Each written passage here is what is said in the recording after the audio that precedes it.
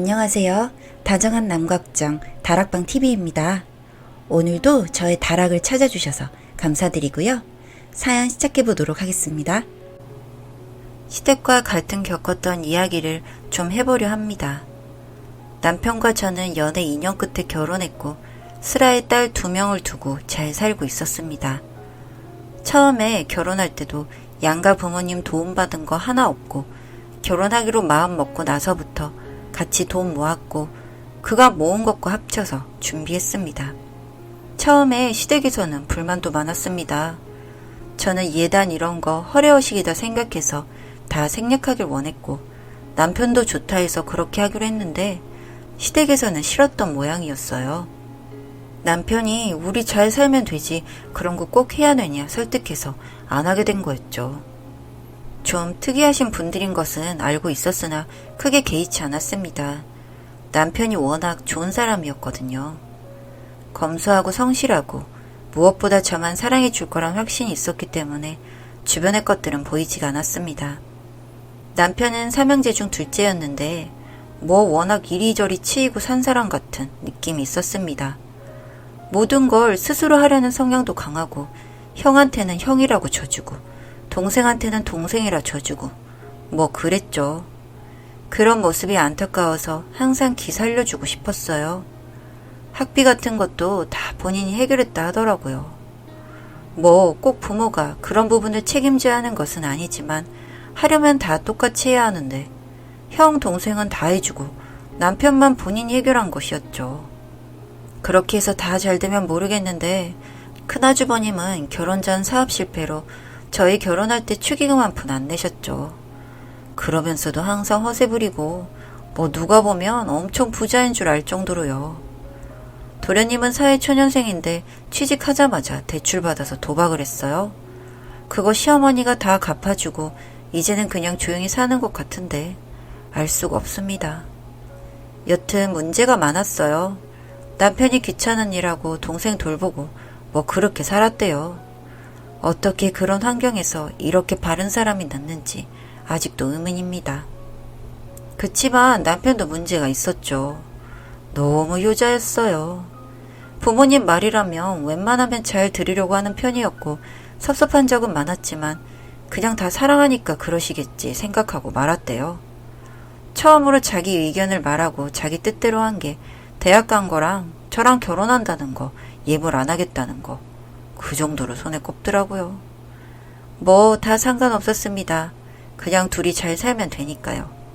그런데 그게 쉽지가 않더라고요. 사업 망한 큰 아주버님, 새로 사업 시작한다고 시어머니가 가족이 돈 좀 모아서 투자하는 게 어떠냐고 제안했을 때부터 뭔가 찝찝하기 시작했습니다. 남편은 저한테 의견을 물었고 저는 정말 싫었습니다. 그런데 결혼하자마자 책 잡히는 것 같고 남편도 곤란해하는 것 같기에 많이는 못 해드리고 2천만 원을 해드렸어요. 그것도 제 이름으로 신용대출 받아서요. 모은 돈 결혼한다고 다 써서 현금이 하나도 없는 상황에 그렇게까지 했으면 고맙다는 말을 들을 줄 알았는데 그게 아니었죠. 돈 드리는 날 시댁에 가서 다 같이 저녁을 먹는데 제가 이번 사업 꼭 대박 나셔서 이자 두둑히 주셔야 돼요. 웃으면서 우스갯소리 했습니다. 그랬더니 시어머니 정색하면서 뭐 사채업자냐면서 어려우니 잘 되면 돌려주지. 그걸 벌써부터 받을 생각을 하냐고 무한 주시는 거예요. 진짜 열받았습니다. 큰형님도 동서 안 떼먹는다 걱정 마. 뭐 이런 식으로 쿠사리 주고요. 진짜 얼굴이 밝아져서 남편은 그냥 묵묵히 밥 먹고요. 서운하기도 하고 그래서 집에 오는 길에 왜 가만히 있었냐 하니 자기가 나서면 일 커질까봐 가만히 있었다고 했어요. 처음으로 미웠습니다. 도련님은 출퇴근 지하철로 1시간 정도 거리 회사 다녔는데 그게 힘들다고 방아도 달라고 했다더군요. 그래서 그냥 속으로 아직 철없구나 생각하고 말았는데 또 그걸 저희한테 얘기하는 거예요. 큰애는 이제 자리 잡기 바쁘니까 너희가 이번엔 좀 도우라고요. 보증금만요. 그래서 제가 작은 방 하나 구하는데 보증금 정도는 도련님이 대출 받아도 되고 큰 돈 아닐 것 같은데 직접 해주시면 안 되냐고 하니 애가 옛날에 도박한 것 때문에 신용에 문제가 있어서 대출 금리도 높고 나도 큰애 다 밀어줘서 현금이 없다고 하시더군요. 전화 받고 나서 진짜 멘붕 왔습니다. 그날 저녁에 남편하고 얘기했어요. 어떻게 했으면 좋겠냐고 하니 도와줄 수 있으면 한번 도와줘야지 하더라고요. 진짜 이 사람은 뭐지 싶었습니다. 그리고 마지막이다 생각하고 1,000만 원 해드렸어요.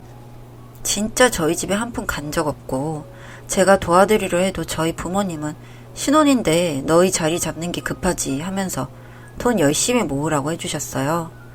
되려 제가 친정 가면 용돈 주면서 이서방 맛있는 거 해주라고 하시고요. 진짜 그런 세세한 거 아는지 모르는지 남편도 점점 미워지더라고요. 그래도 저한테는 잘하는 사람이었기에 그냥 참았습니다. 그런데 정말 참을 수 없는 일이 일어났죠. 큰아주버님 하시는 일이 집까지 담보 잡히고 돈 빌려서 하는 거였는데 또 잘 안 돼서 집까지 넘어가게 되었습니다. 내 식구 어디 가겠습니까? 시댁으로 들어가더군요. 거기까진 괜찮았는데 저한테 조카들 돌보라고 하더라고요. 지금 큰애랑 며느리랑 정신없다고. 일하느라 애들 케어할 형편이 못 된다고 좀 돌보래요. 저희도 맞벌이인데. 그래서 진짜 못하겠다고 했어요. 어머니가 하면 되는 거 아니냐고요. 그랬더니 허리도 안 좋고 뭐 어쩌고 하시면서 그럼 자주 와서 집안일 좀 도우라고 하기에 그건 알겠다고 했습니다. 그냥 진짜 저희를 뭐 봉으로 보는 것 같은 느낌이었어요. 얼마 뒤에 시댁에서 큰 아주버님한테 집 명의 바꿔준다고 하더라고요. 남편이 처음으로 섭섭해했어요. 전에는 셋이 똑같이 나눠 가지라고 해놓고 이제 와서 그런다고요. 그치만 저도 뭐 유산 같은 거 바라지도 않았고 조금 열받고 서운하긴 했지만 괜히 그런 일로 분란 만들고 싶지 않았습니다. 시어머니 허리 때문에 시술 받으실 때도 제가 다 간호하고 정말 큰형님 이번 첫날 얼굴 한번 비추고 안 보였어요. 제가 허드렛 일 다 하고 돌봐드렸습니다. 회사에 연차까지 몰아 써가면서요. 제가 정말 그렇게까지 하니까 남편이 조금씩 저한테 미안해했어요. 당신 싫으면 하지 말라고요. 그런데 거기서 나 싫어, 안 할래. 어떻게 그래요? 그냥 참고 했습니다. 그래도 내 남편 낳아준 사람들이니까요. 진짜 몸이 2개라도 모자랄 정도로 뛰어다녔어요. 회사, 집, 시댁 다 케어하려니 힘들더라고요. 그러다 몸살이 났습니다. 그래서 시아버지 생신날 못 갔어요. 남편이 혼자 갔는데 거기서 남편이 처음으로 대들었다고 하더라고요. 새애기 엄살 부리는 거 아니냐고 했는데 남편이 그 말에 완전 꽂혀서 대들었대요. 그거 듣고 걱정되긴 했는데 너무 후련했죠. 정말 웃긴 게 있었어요. 큰 아주버님 그렇게 돈 없다고 난리치더니 바로 그 집 담보로 차 사고 가게 차리고요. 제가 보기엔 사업에 그냥 소질이 없는 사람 같았어요. 아니면 시대를 너무 앞서가거나요. 마지막에 한 게 뭐 혼술 식당 이런 거였는데 서울엔 잘 모르겠는데 지방에 그런 게 잘 될까요? 제가 생각하기엔 아직 시기상조인데 그런 걸 정말 대박 아이템이라고 하면서 하는 거예요. 아니나 다를까 얼마 못 갔어요. 일본에 그런 게 유행이고 서울에도 점점 유행 타니까 그게 될 줄 알았나 봐요. 물론 잘 될 수도 있겠죠. 근데 그냥 뭐 특별함이 없었습니다. 제가 보기엔. 그냥 회사 다니는 제가 봐도 별로 가기 싫은데 말 다 한 거죠. 그렇게 결국 그나마 있던 7억짜리 집까지 반토막 내고 시댁 어른들 갈 곳도 없어지자 방 얻어주자고 전화 왔어요. 큰아주버님한테. 남편이 소리 지르더라고요. 왜 안 모시고 사냐고. 누구 때문에 그렇게 됐는데 방 얻어주자는 게 말이냐 방구냐 하면서요. 엄청 다투더니 그냥 끊었어요. 그렇게 그 다음날 저녁에 다 모여서 만났습니다. 시어머니가 우린 괜찮다고 하셨어요. 정 안 되면 둘째 집에 가 있어도 되고. 이 말 하자마자 남편이 화냈어요. 뭐 우리는 그냥 의견도 없이 엄마 아버지 형이 하라고 하면 하고 오면 오고 가면 가고 달라면 주는 줄 아냐고요. 진짜 평생 참고 살았는데 해도 해도 너무하다고 하면서 악을 쓰면서 우는 거예요. 마음이 너무 아팠어요. 뭐 나한테 어떻게 해도 참을라 했는데 얘는 무슨 잘못이냐고요.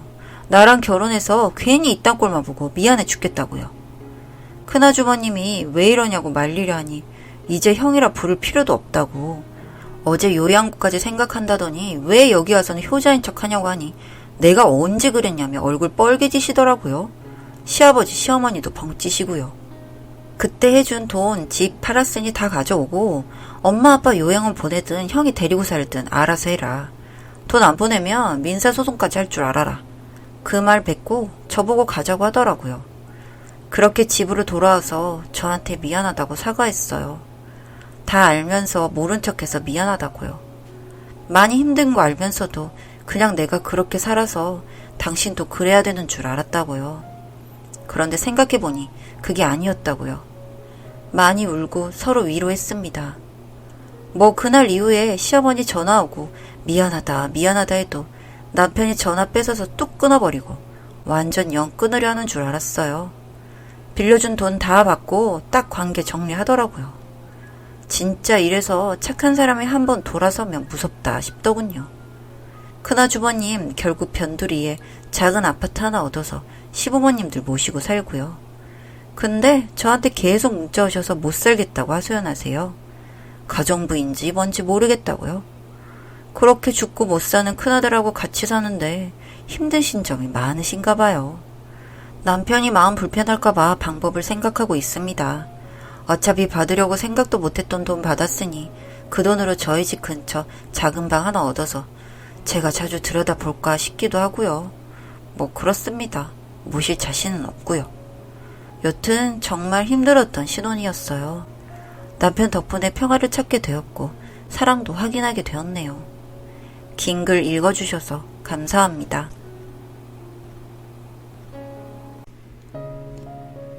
다정한 남걱정 다락방 TV였습니다.